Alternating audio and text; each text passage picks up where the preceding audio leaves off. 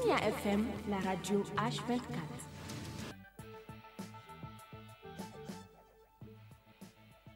Cette grande édition d'information. Monsieur, dame, bonsoir. Merci d'avoir choisi la télévision Dunia pour vous informer du retour des coupures d'électricité et de délestage qu'on observe depuis pratiquement 3 jours dans la ville de Niamey, entraînant ainsi des sentiments de frustration et d'incompréhension, voire d'inquiétude du consommateur lambda.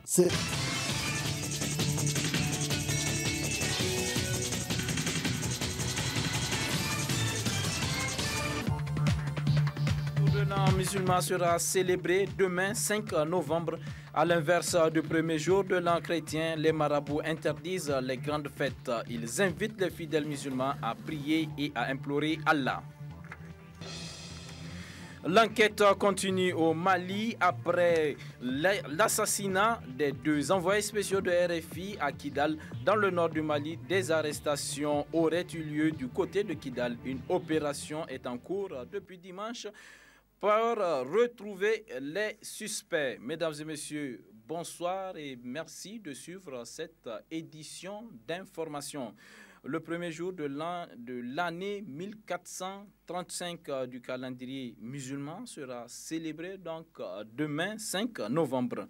Un jour symbolique qui a une grande importance pour la Oumma islamique. D'autres précisions dans ce reportage signé Alzouma Seyni Soumaïla. Le mardi 5 novembre 2013 marque le début de l'année 1435 du calendrier musulman. Ce premier jour de l'année est un moment symbolique pour les musulmans. Ces derniers profitent pour faire un bilan personnel de la vie tout au long de l'année qui s'achève. Ce premier jour de Muharram, il est recommandé à tout musulman de s'auto-évaluer. Quand on dit s'auto-évaluer, qu'est-ce que j'ai eu à faire durant le mois, durant l'année 1344 ou alors, j'ai pu lire combien de versets coraniques? Est-ce que j'ai eu à finir le Coran? Pour les jeûnes surrogatoires, j'ai jeûné combien de jours pendant cette année? En dehors du mois de Ramadan, il faut voir combien de fois je me suis levé la nuit pour faire les prières nocturnes. Le mois de Muharram est l'un des mois les plus importants du calendrier musulman, un mois au cours duquel les fidèles sont appelés à multiplier les bonnes œuvres. Le prophète Mohammed sallallahu alayhi wa sallam a dit, il n'y a pas un mois pendant lequel le jeûne est apprécié en dehors du jeûne du mois de Ramadan que pendant ce jeûne du Muharram. Ce qui est important, c'est de multiplier les bonnes œuvres. Et les bonnes œuvres, on le connaît, c'est le zikr, la lecture du Coran, renouer les liens de parenté, et faire la charité et aider les nécessités. Donc, à résumer, c'est ce qu'on peut citer de ce qu'on doit observer. Et c'est un devoir pour un musulman de retenir, de savoir, de connaître son calendrier de musulmans et de prêter attention. Mais il n'y a pas une fête en tant que telle retenue pour ce calendrier. Le passage d'une année à une autre rappelle à tous les musulmans l'hégire ou le départ du prophète, paix et salut sur lui, de la Mecque pour Médine. Et puis, contrairement au nouvel an du calendrier grégorien qui se fête en grande pompe, il est conseillé aux fidèles musulmans, au lieu de fêter, de marquer cette journée par des prières et des invocations. D'autres explications avec Dr Boubacar Seydou Touré, secrétaire général de l'Association islamique du Niger. Pour ce jour de pré-Muharram, on ne va pas fêter comme les autres. Ce n'est pas des grands tapages. C'est un jour de méditation. C'est un jour où il faut s'auto-évaluer. Parce que s'il faut tout ce que nous sommes en train de faire, que ça soit sur le plan scientifique, que ce soit sur le plan social, on est en train d'imiter l'islam. Vous savez, à la fin de l'année, il y a un bilan qu'on fait dans les sociétés. Un bilan à tous les niveaux. Les bilans de santé que les gens font. Donc, ce premier jour de Muharram, il est recommandé à tout musulman de s'auto-évaluer. Ce n'est pas venir jouer, sauter en oubliant. Non. Le premier, c'est pour bien méditer, s'approcher d'Allah, alors en multipliant les zikrs, il faut faire les invocations, il faut prier, alors, et il faut présenter tes doléances à Allah subhanahu wa ta'ala.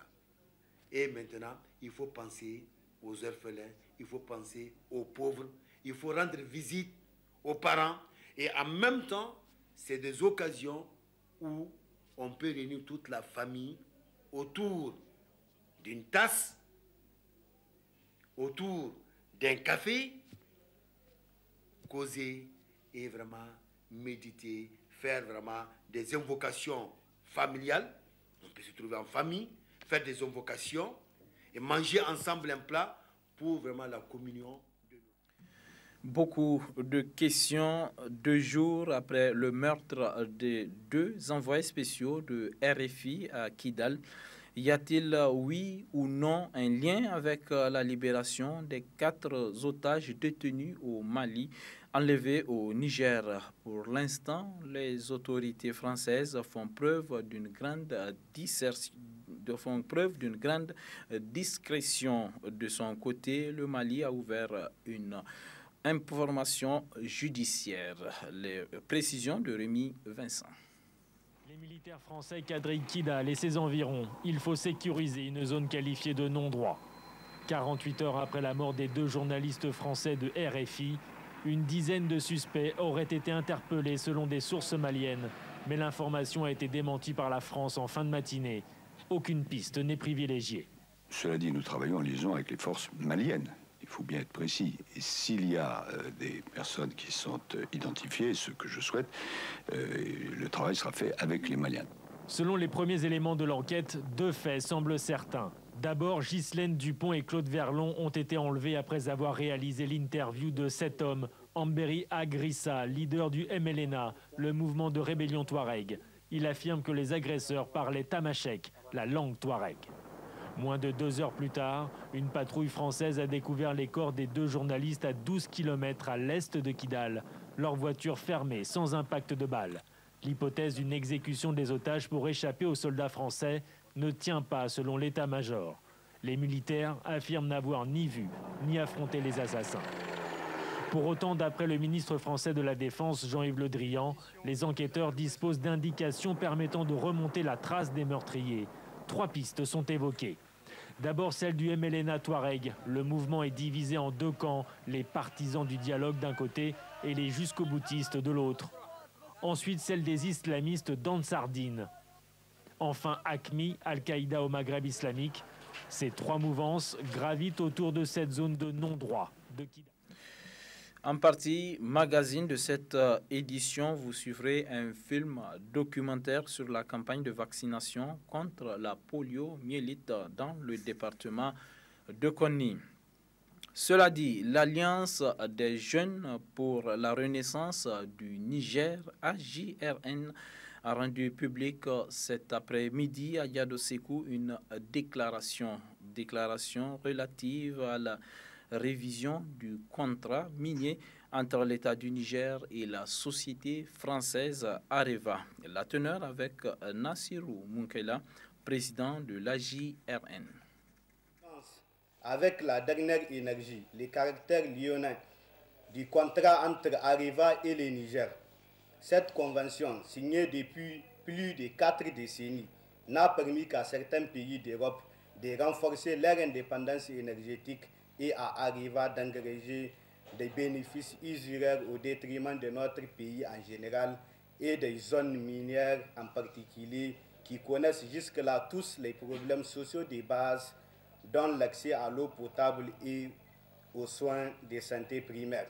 Si le groupe Areva a décidé de ne pas investir dans les infrastructures depuis son installation, cela dénote simplement de sa volonté de sucer le Niger jusqu'au dernier kilogramme d'uranium pour qu'enfin nous laisser avec des ruines de terre sans utilité aucune et d'énormes conséquences environnementales et sociales. S'engage, dans le cadre de la révision du contrat minier, à soutenir avec fermeté et sans embâche la position de l'État du Niger pour l'obtention d'un contrat équilibré, d'un partenariat gagnant-gagnant et le démarrage de l'exploitation du site d'Imouraren à la date fixée de commun accord entre les deux parties dans le meeting des minutes de Paris. Soutient la volonté affichée du président de la République, chef de l'État, son Excellence M. Issifou Mahamadou, d'affirmer la souveraineté de notre pays sur ses ressources naturelles conformément à l'esprit de la Constitution et dans le seul intérêt du peuple nigérien. Cette vision politique courageuse du président de la République qui consiste à diversifier les partenaires et à valoriser les richesses extraites du sous-sol nigérien mérite d'être appuyée par tout Nigérien conscient et conséquent. Il est donc nécessaire d'aller vers un consensus national en matière de promotion et de protection de nos richesses.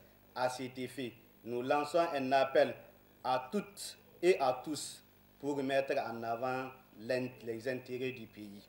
Considère que la paix et la sécurité constituent les conditions essentielles du développement.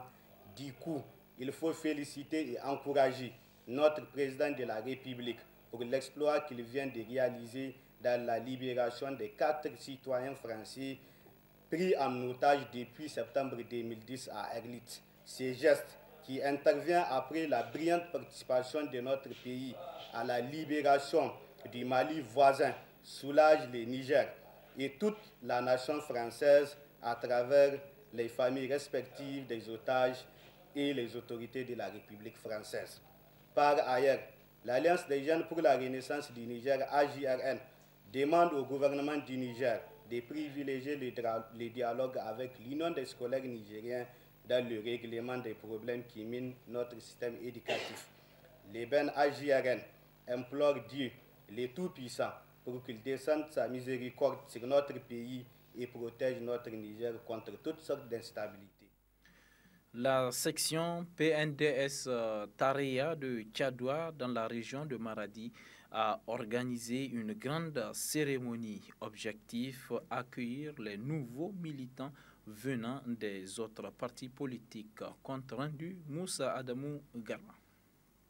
Ils sont à peu près une centaine de militants d'autres partis à rejoindre les rangs du PNDS Tareya à Tchadoua.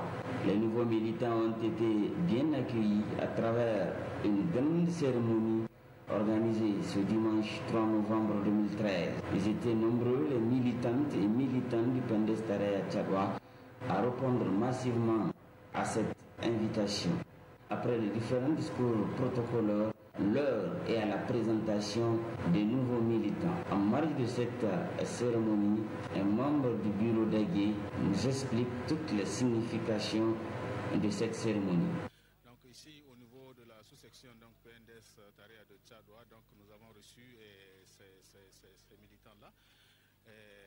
Nous leur disons donc bonne arrivée et que nous allons essayer d'aller ensemble, n'est-ce pas, pour travailler que pour le Niger, n'est-ce pas, pour la commune de Tchadoua, pour que la commune de Tchadoua puisse grandir, n'est-ce pas, et davantage. Nous avons beaucoup de chantiers à Tchadoua, nous avons de véritables problèmes quand il s'agit de l'hivernage, n'est-ce pas, l'eau qui stagne dans la commune, donc il y a beaucoup de moustiques, les enfants tombent malades. Donc là, c'est le moment que toute la population de Tchadoua se retrouve donc comme un seul homme, n'est-ce pas, et puis aller vers pour combattre ces fléaux. Ça fait plus de 100 militants qui sont arrivés de plusieurs partis. Donc c'est tant mieux pour nous tant que ces 100 militants-là vont nous aider, n'est-ce pas, véritablement à œuvrer, n'est-ce pas, pour le développement donc de notre commune. Donc c'est une très très bonne chose, n'est-ce pas. Et puis bien entendu, vous avez écouté leur discours. Donc ils sont d'accord, n'est-ce pas, avec le PNDS Tareya, ils sont d'accord avec le président, n'est-ce pas, de la République, son Excellence Mahamadou Issoufou, n'est-ce pas, pour l'œuvre sans cesse qu'il ne cesse donc de déployer, n'est-ce pas, pour le développement du Niger. En effet, plusieurs fois, l'on a assisté à des défections similaires. Restons toujours à Maradi avec cette information qui vient à l'instant de nous parvenir. En effet, notre correspondant régional Moussa Adamou Garba vient d'être agressé à bord de son véhicule par une dizaine d'hommes dans la ville de Maradi au moment où il a marqué un arrêt à une intersection. Les agresseurs ont ouvert la portière de la voiture, sommant notre confrère à descendre du véhicule. Le pire allait arriver sans l'intervention d'un vendeur de carburant situé à quelques mètres. Tout laisse à croire que cette agression fait suite à la non-diffusion pour question d'éthique par la télévision Dunia d'une déclaration au cours de laquelle le Coran a été brandi. Nous reviendrons plus en détail dans nos prochaines éditions. Cela dit, le cours national de paludologie édition 2013 a démarré ce matin au centre de formation Pierre et Anne-Marie Moussa du Centre de recherche médicale et sanitaire du Niger, CERMES. Objectif, trouver les stratégies adéquates afin de lutter efficacement contre le paludisme. Compte rendu à l'ICC, Ibrahim Jamilou Oumarou. Cette troisième édition du cours national de paludologie édition 2013 va permettre aux spécialistes du secteur de la santé venus de toutes les régions du Niger de se pencher sur le problème endémique du paludisme devenu aujourd'hui un problème de santé publique. Il s'agit d'une formation interactive qui permettra de trouver des stratégies capables d'endiguer la maladie. Aujourd'hui, nous voilà pour l'organisation de l'édition 2013 du cours national de paludologie. Donc c'est un cours d'excellence interactif qui utilise les nouvelles technologies de l'information et de la communication pour transmettre les connaissances les plus actualisées sur le paludisme. Donc cette formation s'ouvre à des médecins, à des pharmaciens, à des jeunes chercheurs, à des doctorants et à des thésards. Donc durant 2 semaines, ils seront confrontés aux dures réalités de la lutte contre le paludisme afin d'être outillés et de combattre ce fléau qui est très dangereux pour notre pays. Procédant au lancement de cette troisième édition du cours national de paludologie, la représentante du ministère de la Santé publique a interpellé les participants à renforcer leurs capacités en vue de mener une lutte efficace contre le paludisme. Nul n'est censé ignorer que le paludisme constitue aujourd'hui un problème de santé publique majeur, surtout au Niger. En 2012, 3 888 044 cas de paludisme ont été notifiés par les formations sanitaires et 4 747 décès ont été enregistrés. À l'endroit des participants, sachez que durant 2 semaines, vous serez appelés à renforcer vos compétences sur les connaissances sur le paludisme. Vous devriez apprendre à faire face à des situations d'urgence, à développer des aptitudes à rédiger un plan stratégique et vous devriez être capable de trouver des financements pour lutter contre le paludisme. Enfin, la représentante du ministère de la Santé, Dr Messan Halimatou, a saisi aussi l'occasion pour remercier la Fondation Areva pour son soutien financier à la réalisation de la troisième édition du cours de paludologie, ainsi que le centre de formation Pierre et Anne-Marie Moussa qui abritera pendant les 2 semaines de formation les participants venus de toutes les régions.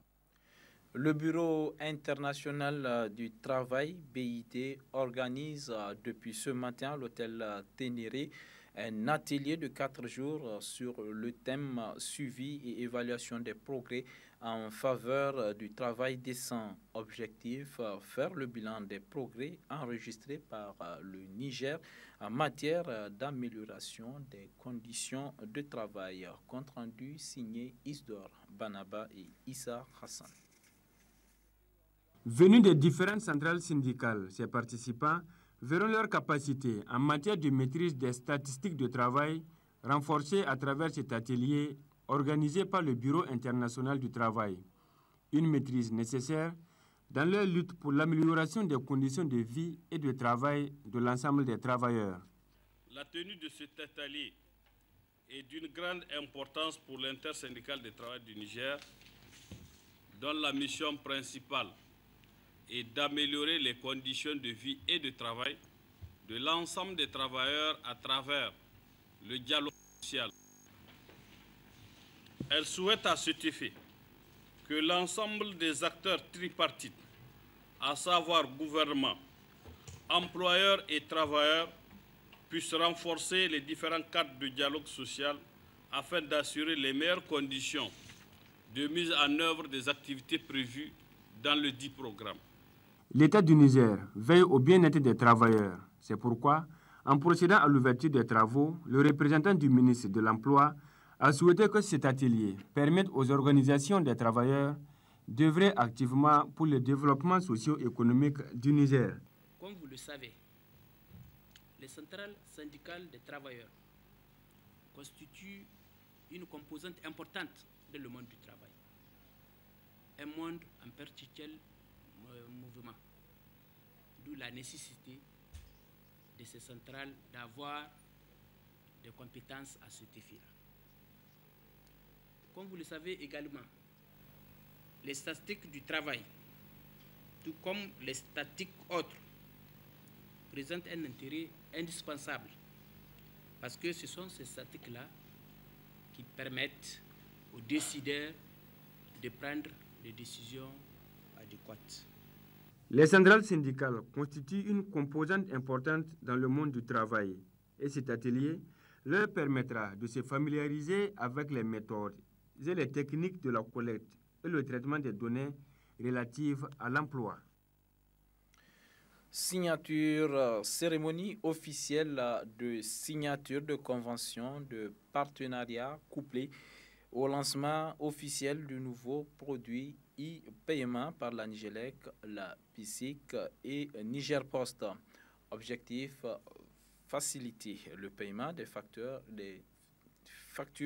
d'électricité. Compte rendu Issa Mustafa et Idrissa Mahaman. La synergie de trois sociétés, à savoir Niger Post, la Nigélec et la BICIC pour un même service Post e-paiement. Un service de paiement électronique de factures d'électricité disponible dans tous les services de la Poste, la communauté urbaine de Niamey et bientôt à l'intérieur du pays. Fini donc les longues files interminables devant les guichets de la Nigélec qui constituent depuis un certain temps une préoccupation au niveau de la Nigérienne d'électricité. C'est pourquoi depuis juin 2010, nous avons signé une convention avec l'opérateur de téléphonie cellulaire Alter Niger et Ecobank pour le règlement des factures d'électricité par Airtel Money. En mars 2011, nous avons fait la même chose avec Orange Niger et la banque BOA.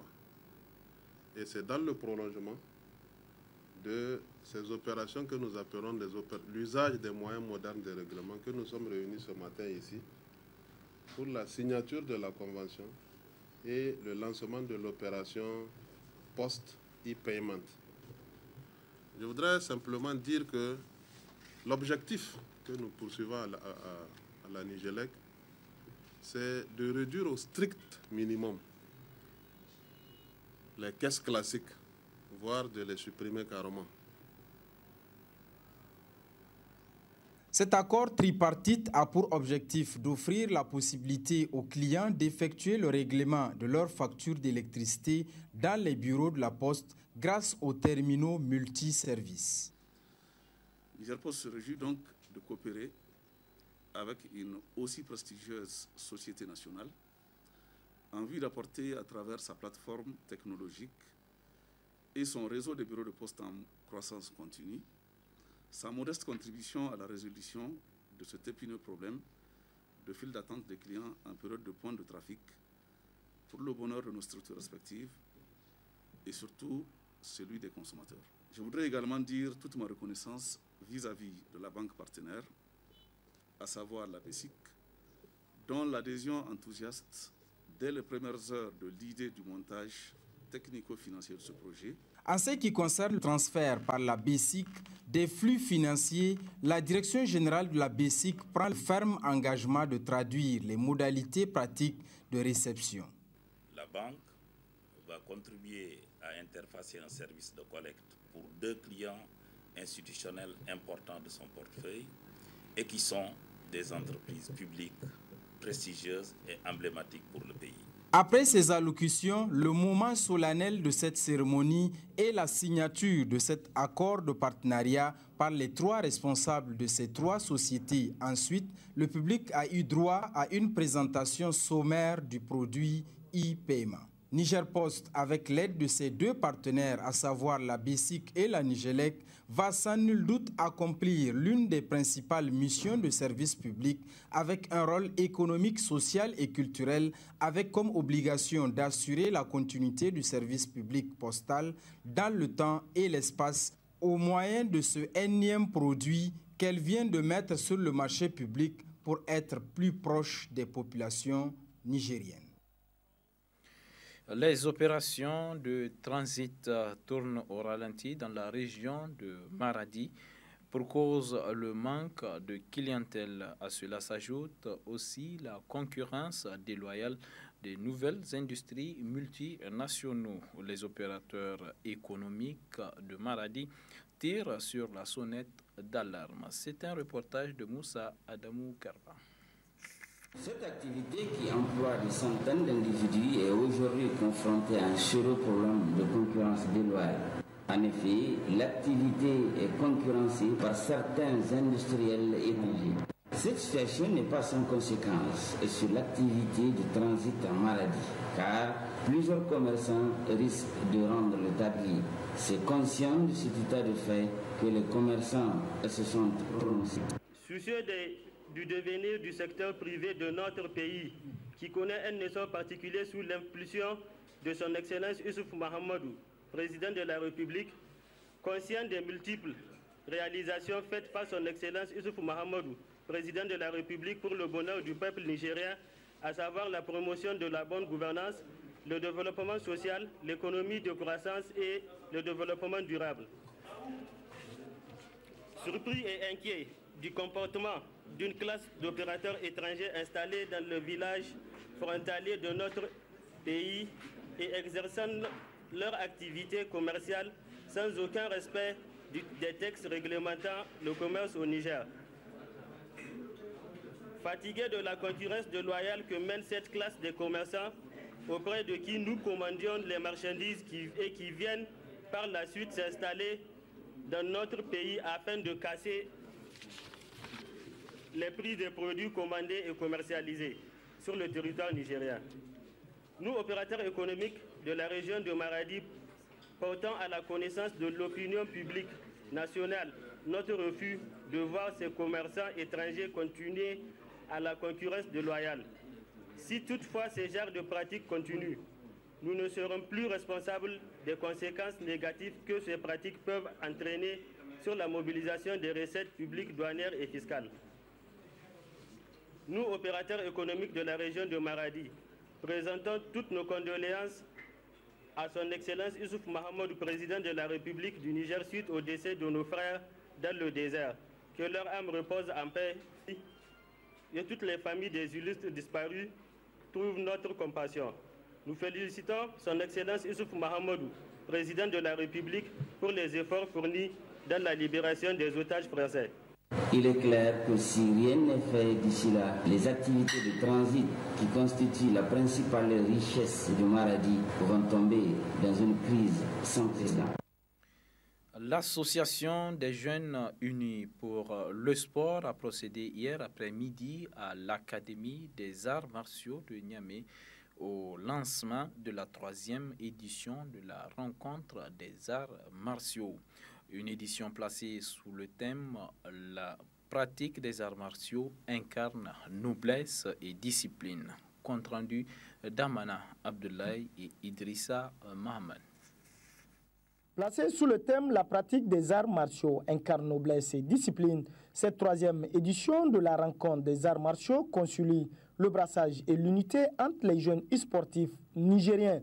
Née de la volonté de l'Association des jeunes unis pour le sport AJUS, l'objectif primordial de ce grand rendez-vous du donner et du recevoir est de promouvoir la pratique du sport en général et celle des arts martiaux en particulier. En décidant d'organiser à CAM 2013, AJUS a mesuré l'importance d'un tel événement pour tous et plus particulièrement pour les pratiquants qui ignorent les avantages fondamentaux de la pratique de ces arts.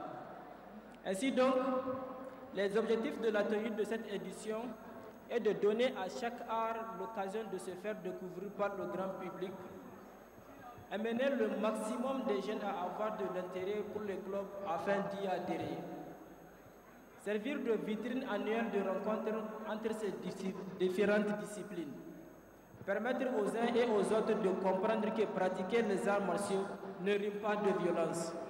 Compte tenu de nos faibles moyens et du coût de notre statut, l'Association des jeunes unis pour le sport est à but non lucratif. Votre institution fait preuve de beaucoup de compétences et l'efficacité de son travail nous a grandement facilité les tâches et toujours été une personne fiable et responsable de cette jeunesse. Nous vous présentons grand remerciements pour avoir fourni cet effort personnel. Nos remerciements sincères aux institutions de la place pour leur contribution de qualité. Puissant facteur de rassemblement entre les différentes couches de la population, les arts martiaux incarnent des valeurs telles que la loyauté, la tolérance, le fair play et la compréhension. La pratique des arts martiaux incarne noblesse et discipline. Tel est le thème de l'édition de cette année. L'ambition des autorités de la 7e République, au premier rang desquels le président Mahamadou Issoufou, chef de l'État, dans le programme de la Renaissance, est que toutes ces valeurs dévolues cadrent avec la vision de nos activités sportives. C'est pourquoi je me réjouis de patronner la présente édition qui, sans nul doute, permettra aux arts martiaux d'atteindre les objectifs fixés à cette manifestation sportive. Durant cette journée, les maîtres vont rivaliser dans la fraternité, avec un esprit empreint de valeurs cardinales et de vertus de sport dans les arts martiaux. Peu après le discours d'ouverture, le public a été tenu en haleine par les démonstrations des différentes disciplines.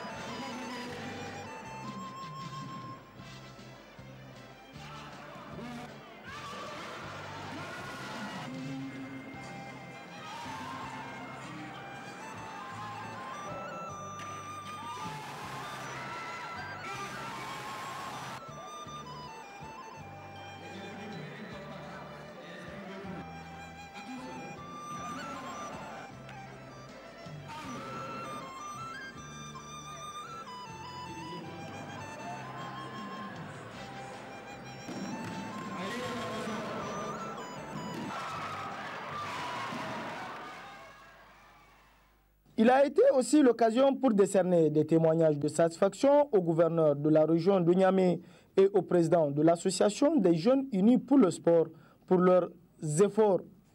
L'association des jeunes unis pour le sport AJUST est une structure à but non lucratif qui œuvre pour la promotion des arts martiaux. Ça n'est fini alors pour la 3e édition, vivement à la 4e. Juste après ce journal, vous suivrez le premier numéro de l'émission À domicile, une émission qui reçoit chaque semaine des personnalités sur des sujets d'actualité et d'autres sujets ayant trait à la vie de la nation. Le présentateur Omar Manga reçoit cette semaine Zakaria Abdraman, ancien secrétaire général du comité directeur de l'Union des scolaires nigériens. Place à présent à la partie magazine. Du 28 au 31 novembre 2013 a lieu une campagne de vaccination contre la poliomyélite. Une équipe de la télévision Dounia a supervisé cette campagne dans le département de Konni. Une tournée organisée par UNICEF avec l'appui financier du gouvernement japonais. Le film des journées nationales de vaccination dans le département de Konni, c'est avec notre équipe de la télévision Dounia. Très bonne réception.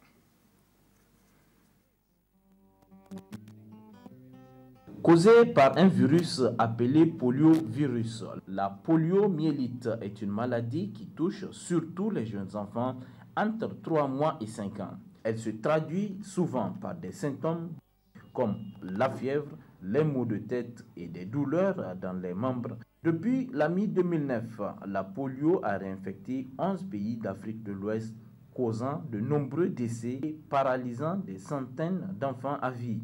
Le Niger est le seul pays endémique en Afrique où le nombre de nouveaux cas a été réduit de 95% entre 2009 et 2010.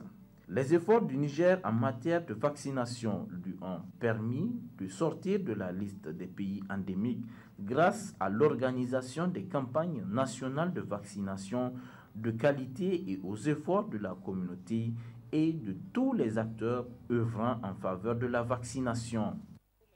Mon mari ne refuse jamais car cette vaccination fait du bien à nos enfants. Je suis convaincu que les autorités ne vont pas nous amener quelque chose qui va nuire à notre santé. Vraiment, il n'y a aucun problème. Partout où on arrive, on a un accès facile dans le ménage.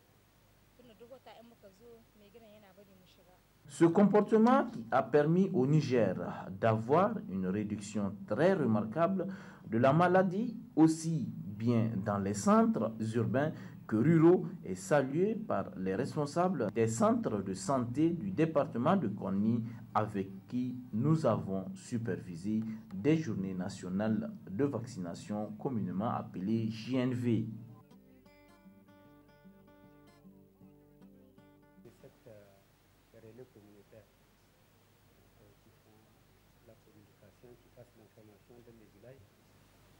Depuis le 22 que nous avons démarré cette mobilisation. Tous les chefs traditionnels sont informés, les élus locaux, c'est-à-dire les conseillers, on les a informés, les différents chefs de village aussi sont informés de ce passage. Moi, ça me fait à peu près certains ici, on n'a pas trouvé de cas de refus. Nous n'avons enregistré aucun cas de refus. Nous avons eu une performance de 30,14%.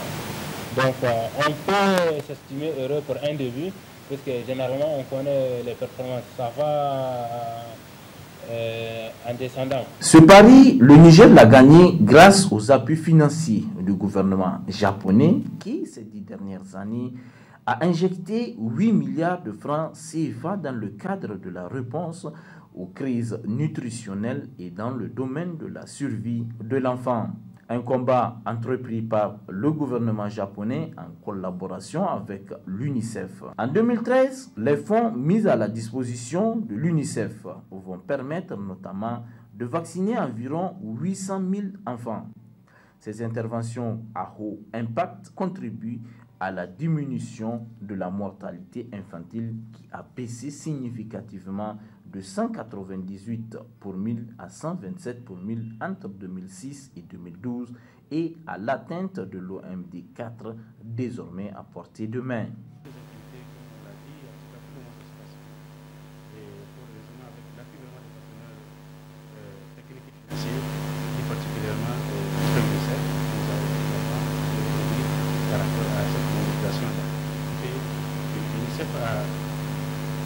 Nous a permis également d'améliorer ce passage. En tout cas, ça nous a beaucoup appuyé, c'est le plan intégré de communication concernant la vaccination.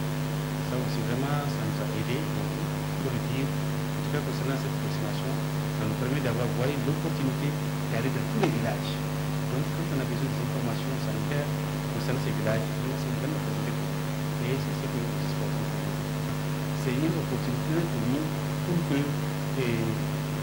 tous les partenaires, en tout cas en synergie, agissent concernant vraiment ces actions de santé, et particulièrement les vaccinations, et même les vaccinations de routine, parce que c'est vrai que c'est une vaccination de masse, mais concernant nous les vaccinations qu'on fait traditionnellement de routine, là aussi vraiment ça nous permettrait tout à fait d'attraper beaucoup d'enfants que pour les jours à tout cas passés, on n'a pas pu mettre en œuvre. Donc vraiment c'est une grande opportunité pour nous, pour ces vaccinations de masse, pour vraiment faire d'autres actions de santé. Donc, comme vous avez dit, concernant vraiment les partenaires de l'UNICEF nous appuie vraiment dans beaucoup de domaines, en dehors de dispositions de masse. Parce que c'est pour les dispositions de masse, généralement, l'UNICEF intervient surtout concernant la mobilisation sociale. Donc, et également, en dehors de ça, l'UNICEF nous appuie beaucoup dans beaucoup de domaines, surtout pour atteindre l'objectif de l'OMD 4 et 5. L'OMD 4 est relatif à la réduction de la mortalité infantile et l'OMD 5 qui est relatif à l'accroissement de la santé maternelle. Donc vraiment ces deux objectifs, à travers l'UNICEF, nous avons en tout cas espoir d'atteindre ce objectif parce que l'UNICEF intervient par rapport d'abord du problème de la vaccination. En dehors de cette vaccination de masse, même de réception de l'économie. Et le partenaire de l'UNICEF nous appuie, nous accompagne à travers surtout la formation des agents, le renforcement des capacités et le suivi également de l'observation. Également, l'appui va également de la logistique. Et la logistique aussi concernant vraiment les ravitaillements, concernant la disponibilité des résultats et surtout la chaîne de pouvoir. Parce qu'on a besoin vraiment de cette chaîne de pouvoir pour arriver dans tous les sensibilités à niveau. Donc c'est important surtout vraiment les partenaires, particulièrement nous appuient également dans ce sens.